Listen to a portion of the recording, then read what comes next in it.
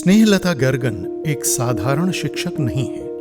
वो शिक्षकों के परिवार की छठी पीढ़ी हैं। दार्जिलिंग से आने वाली स्नेहलता शादी के बाद लद्दाख के एक दूर स्थान में बस गईं और अपने पति के साथ उन्होंने एक स्कूल की शुरुआत की।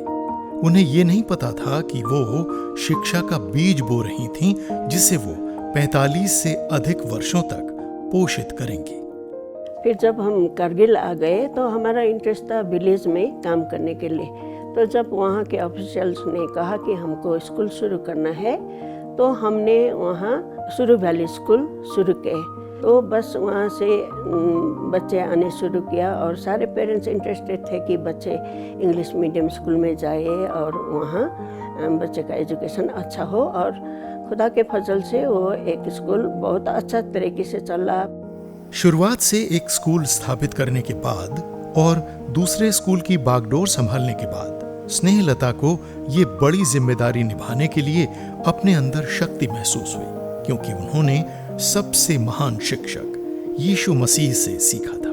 मैं एक खुशी के साथ में, गर्व के साथ में बोल सकती हूँ कि जीसस जो है, यीशु मसीह जो है, वो बहुत ही अच्छा टीचर है। उनका ज़िंदगी में वो जो उनका कैरेक्टर है, वो उनका अपना एक टीचिंग उनका था, जिसमें हर एक किस्म के लोगों के साथ में वो प्यार से बोलते थे। और जीसस का मेन चीज़ ही था किस तरीके से प्यार से लोगों के बीच में उनको सिखाना। और वो मेरे ज़िंदगी में एक ख़ास हौसला का या मोटिवेशन का वजह था कि बच्चे को किस तरीके से उनके लेवल में जा कर के देखना और समझना, क्योंकि हर एक बच्चे एक ही बैकग्राउंड से नहीं आते हैं, हर एक का बैकग्राउंड अलग अलग है। प्रेम और समझ के साथ साथ स्नेहलता ने अपने विद्यार्थियों के लाभ के लिए एक महत्वपूर्ण उपकरण का उपयोग किया। वो थी प्रार्थना।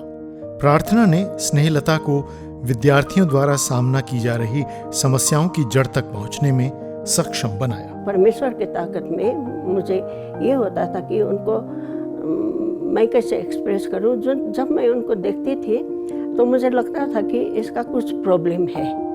तो फिर मैं अलग से लंच टाइम में हो या किसी टाइम पर उनको करके, या तो छुट्टी हो जाती थी तो मैं मेरे साथ साथ चल के जाते थे आधा रास्ता तक में। तो हम वहीं चर्च में रहते थे, तो नज़दीक था मेरा घर। तो चलते चलते बातें करते तो बच्चे इतना मेरे साथ खुल के बात करते थे कि उनका घर में क्या प्रॉब्लम है, पेरेंट्स का प्रॉब्लम है, माँ क्या बीमारी से गुजर रहा है, हर एक चीज़ खुला से बात करते थे। तो इसलिए मुझे मौका मिलता था उनको कभी घर में ले जा कर के, कभी अलग से उनके साथ में बैठ के, तो हम ये प्रॉब्लम को दुआ करें तो बच्चे खुश हो जाते थे। मेरे माँ के लिए दुआ करो, बाप के लिए दुआ करो, इस किस्म से। तो फिर हम दुआ में बैठते थे। अपने शिक्षण करियर में मसीह का प्रेम और बच्चों के प्रति उनकी करुणा ने स्नेहलता को विशेष आवश्यकता वाले बच्चों की चुनौतियों का सामना करने में भी मार्गदर्शन किया। तो उसको स्पेशल अटेंशन चाहिए, उसको लिए पेशेंस चाहिए, तो उसको अलग से रख कर के सिखाना और दूसरों को साथ में उसको कंपटीशन में कभी भी नहीं लाना था।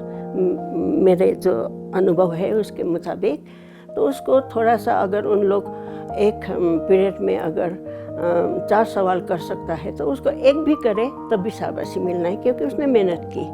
तो आज भी है मेरे वो बच्चे, अभी बड़ी हो गई है, कभी मुझे बाज़ार में मिलती है और बाकी आती है मैडम गिरगन करके, गले लगती है। फिर कभी कभी बोलते, मैडम मैंने अच्छा कपड़ा नहीं पहना है, आपको कैसे गले लगाऊं ऐसे भी बोलती है। मैंने कहा कपड़ा तेरे में नहीं देखती हूँ, तेरे से मैं मिली, वही मेरे लिए बड़ी बात है। बाइबल में भी लिखा हुआ है कि तुम एक लिविंग, चलते फिरते एक चिट्ठी हो, लेटर हो तुम, तो तुमको लोग कैसे पढ़ते हैं, वो मेरे लिए बहुत ही अभी भी उसको मैं सोचती हूँ। हम बोलते हैं, बहुत कुछ सिखाते हैं, बहुत उनको एडवाइस भी देते हैं, बहुत बातें उनके लिए इंकरेजमेंट के लिए हम बोलते भी हैं।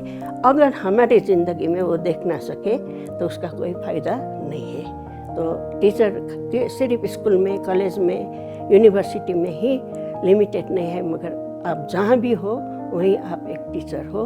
हम सीखते भी हैं और सिखाते भी हैं।